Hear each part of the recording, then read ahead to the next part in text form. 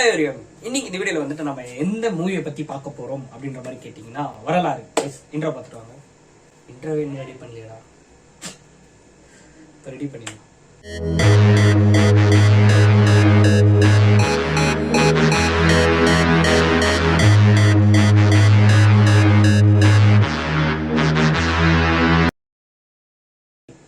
அதுக்கு முன்னாடி நான் வந்துட்டு லாஸ்ட் வீக் ஒரு வீடியோ போட்டிருப்பேன். என்னன்னா இந்த மாதிரி தற்கொலை வர்சஸ் ஆர்சிபி அப்படின்னு சொல்லிட்டு ஒரு எப்படி சொல்றது நியூட்ரலைஸான ஒரு வீடியோவா இருக்கும். அது இந்த பக்கம் ஆர்சிபி சப்போர்ட் பண்ற மாதிரி இருக்காது, இந்த பக்கம் சிஎஸ்கே சப்போர்ட் பண்ற மாதிரி இருக்காது. இட்ஸ் நார்மலா ஜெனரல் ஆடியன்ஸ் யார் வேணா பார்க்கலான்ற மாதிரி ஒரு வீடியோ இருக்கும். அண்ட் எனக்கு தெரியாத அந்த வீடியோ வந்துட்டு இந்த அளவுக்கு வந்துட்டு ரீச் ஆகும் அப்படின்ட்டு. எந்த அளவுக்குன்னா அரௌண்ட் ஒரு 600 பீப்புள்ஸ் வந்துட்டு பார்த்துருக்காங்க. ஸோ தட் அது ஒரு பெரிய நம்பரா அப்படின்னு கேட்டிங்கன்னா எனக்கு பெரிய நம்பர் தான். நார்மலாக ஒரு 100-200 வியூஸ் பார்த்துன்னு இருக்கு. எனக்கு டக்குன்னு ஒரு 400 வியூஸ் அதிகமாக வருதுன்னா எனக்கு என்னன்னு டக்குன்னு புரியல. பட் லேட்டர் ஆனால தான் தெரிஞ்சிச்சு. அந்த இன்சிடென்ட்ஸ் வந்துட்டு ஸ்டேடியமுக்கு அப்புறம் சிஎஸ்கே ஆப்வியஸா வீட்டுக்கு போனதுக்கப்புறம் அங்கே நடந்த இன்சிடென்ட்ஸ் எல்லாம் இதுக்கு வந்துட்டு என்கிட்ட என்ன அப்படின்ற மாதிரி நிறைய பேர் கேட்டுருந்தாங்க. லைக் வைஸ் இப்போ இருப்பாங்கல்ல சிஎஸ்கே ஃபேன்ஸ், என்ன ஒரு மாதிரி இதோடத்தா பேசுவியா அப்படின்ற மாதிரிலாம் எதிர்பார்த்தாங்க. எனக்கு சிம்பிளாக தோணுது ஒன்று தான், இன்னைக்கு தலை சீரீஸ் வேற ஆரம்பிச்சிருக்கோம். ஸோ அவரோட ஸ்டைல்லே அவர் ஒரு வாக்கை வந்துட்டு சொல்லியிருக்காரு, கேட்டுக்கோங்க. ஒருத்தர் மேல நீங்க விசுவாசம் காட்டுறதுக்காக இன்னொருத்தரையும் அசிங்கப்படுத்துறீங்க. எஸ், அவ்வளோதாங்க. சிம்பிளாக வந்துட்டு நம்ம ஒருத்தரை அட்மைட் பண்ணுறோன்றதுக்காக இன்னொருத்தவங்க வந்துட்டு டவுன் கிரேட் பண்ணி பேசணும் அப்படின்றதெல்லாம் ஒன்றும் கிடையாது.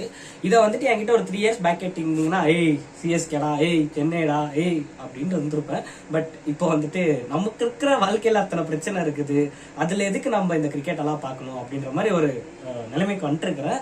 இது நான் சொன்னது கிடையாது, என் ஃப்ரெண்டு நேற்று டெக்ஸ்டில் எனக்கு சொன்னது. நம்ம வாழ்க்கையில் இவ்வளோ போயின்னு இருக்கு, இதுக்கு நடுவில் இந்த கிரிக்கெட் எல்லாம் தேவையா அப்படின்ற மாதிரி கேட்டால் எனக்கு அப்போதான் லைட்டாக ஏதோ ரியலைஸ் ஆச்சுன்னே சொல்லலாம். It's back to the topic, வரலாறு.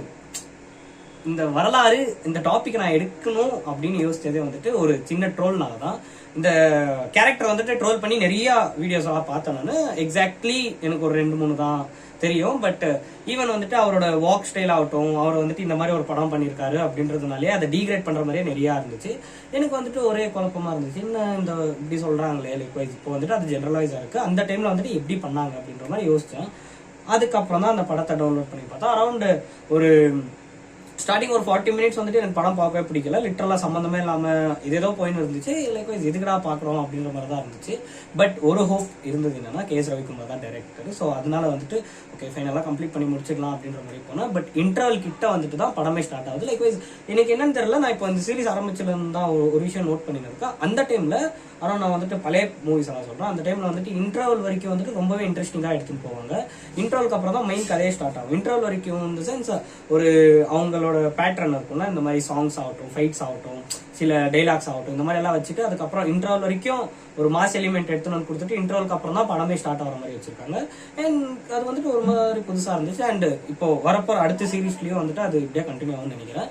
லைக் வைஸ் இந்த படத்தோட கதை ஒரு ஒன்லைனர் என்னன்னா, ஒரு வந்துட்டு ஒரு தாய் தன்னோட பையனுக்காக பரதநாட்டியம் சின்ன வயசுல இருந்தே கத்துக் கொடுக்குறாங்க. ஸோ அவன் வந்துட்டு அதை பார்த்தே வளர்றதுனால அந்த பையனுக்கும் வந்துட்டு பரதநாட்டியம் மேல இருக்கிற ஒரு ஈர்ப்புனால அவர் வந்துட்டு பரதநாட்டியம் டான்சர்ஸ் எப்படி இருப்பாங்களோ அந்த மாதிரியே வந்துட்டு நடக்கிறாரு, ஆடுறாரு, போடுறாரு, இந்த மாதிரி எல்லாமே பண்றாரு. ஸோ அதுக்கு ரிலேட்டபிளான இவர் ஃபியூச்சர்ல வளர்ந்து வந்ததுக்கு அப்புறம் அவரு ஒரு ஸ்டேட்டஸ்க்கு லைக் வைஸ் அவர் வந்துட்டு பெரிய பையனா வளர்ந்ததுக்கு அப்புறமாவும் அதே மாதிரி ஒரு நடை உடையில இருக்கிறதுனால ஒரு பாவனை, அந்த பாவனையில இருக்கிறதுனால நிறைய பெண்களுக்கு வந்துட்டு இவர் மேல ஈர்ப்பு இருக்கிறது இல்லை. ஸோ இதை தான் வந்துட்டு ஒரு ப்ராப்ளமா பாக்குறாங்க.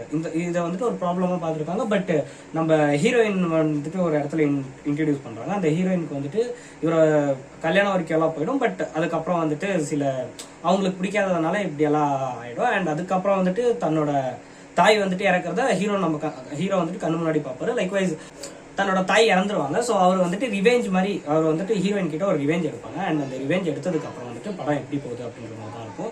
அண்ட் அவர் அதுக்கப்புறம் வந்துட்டு தன்னையே கட்டுப்படுத்திக்கிட்டு எனக்கு ஆக்சிடென்ட் ஆன மாதிரியும் தனக்கு கால் இல்லாத மாதிரியும் அவர் வந்துட்டு ஒரு தோற்றத்தை உண்டாக்கி இதுக்கு நடுவில் அவருக்கு கல்யாணம் ஆச்சு, இந்த மாதிரி எல்லாம் சில கதைகள் போயிடும் இருக்கும். அண்ட் இதெல்லாம் நான் வந்துட்டு இது ஒரே ஸ்டோரியா சொல்லின்னு இருக்கேன். லைக் வைஸ் அந்த படத்தை பார்க்கும்போது அது சென்டர்ல பாட்டுலாம் வரும், நான் லீனியரா வரும். நான் லீனியரா சொல்லி இருக்கிறதுனால கொஞ்சம் ஈஸியா புரியும் அப்படின்ற மாதிரி சொல்றேன். எனக்கு வந்துட்டு பர்சனலா இந்த படம் ரொம்ப பிடிச்சதுக்கு காரணம் என்னன்னா, அந்த ஏகேவோட ஆக்டிங் இருக்குல்ல, அவரோட ஆக்டிங் வந்துட்டு லைக்வைஸ் எனக்கு என்ன தோணுச்சுன்னா பர்சனலா அவர் வந்துட்டு அந்த டைம்ல அவர் இருந்த ஸ்டார்டம்க்கு அவர் வந்துட்டு அந்த படத்தை கமிட் ஆகாமலே இருந்திருக்கலாம்.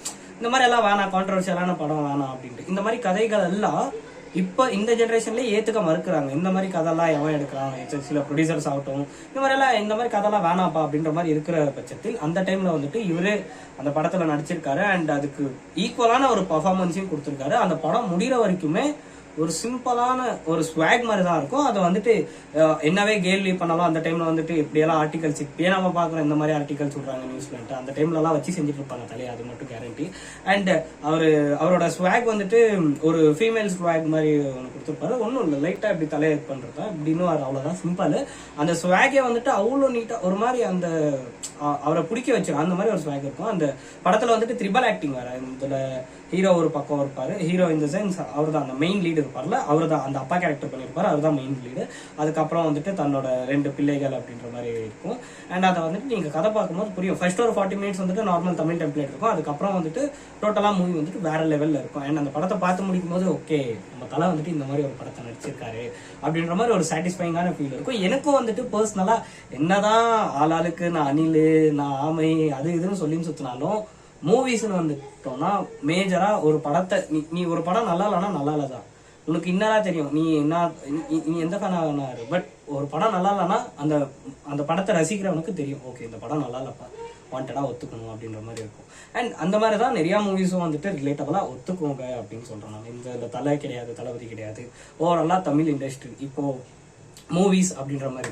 அண்ட் இதுக்கு நடுவில் நான் எதையோ மிஸ் பண்ண மாதிரி இருக்குது. என்னன்னா அரண்மனை 4 நல்லா இல்ல அப்படின்ற மாதிரி சில டாக்ஸ் வந்ததுனால அந்த பக்கமே இப்போ நான் போகல.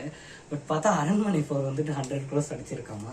அதை பத்தி நான் ரிவ்யூ வேற போடணும், அதுக்காகவே படத்தை வேற பார்க்கணும் போல. என்ன கதைன்னு தெரியல, பார்க்கலாம். ஓவராலா வந்துட்டு மலையாளம் இண்டஸ்ட்ரியே தமிழ்நாட்டில் கொடிக்கட்டு பறந்துன்னு இருக்கும்போது நம்மளை காப்பாற்ற நம்ம சுந்தர்சி வந்திருக்காரு அப்படின்ற ஒரு சந்தோஷம் இருக்கு. ஓகே ஃபைன், அடுத்தடுத்து நல்ல படங்கள் வரும். அண்ட் வந்து அது எப்படி கலக்க போகுது அப்படின்றத வெயிட் பண்ணி பார்க்கலாம். And that's the video guys. நாளைக்கு இன்னொரு வீடியோவில் உங்களை சந்திக்கும் வரை உங்கள் இடப்பெறுத்து விடைபெறுவது பண்ணி பாய்.